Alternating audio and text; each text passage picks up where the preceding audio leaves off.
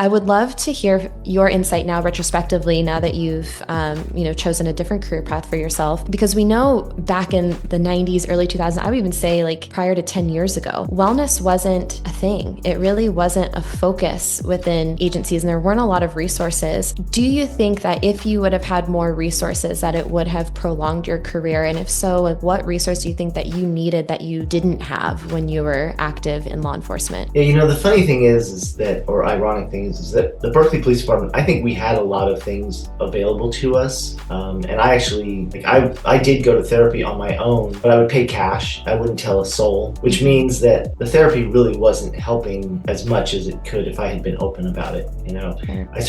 I was going and I was checking the boxes for myself, but I didn't really. So, it was available to me. And then we had, as a department, even when I started, 2 days a week, you could work out on duty for up to an hour. We had a gym at the department. So that was available to us. And then I think later on, maybe 10 years into my career, we had negotiated where you could work out 4 days a week. You could work out every shift. Nice. So that's 10% of your week that you could work out. We had a pretty good peer support team. So we had those things in place, but I think what really makes it difficult is the culture was against talking about it. And I think looking back, that if there had been more of an open culture of being able to discuss things, also maybe more training or some level of education about understanding where you were coming into this profession with, like what baggage, that's kind of a negative term of baggage, I apologize for that. No, But okay. like what experiences were you bringing into this career, whether it be,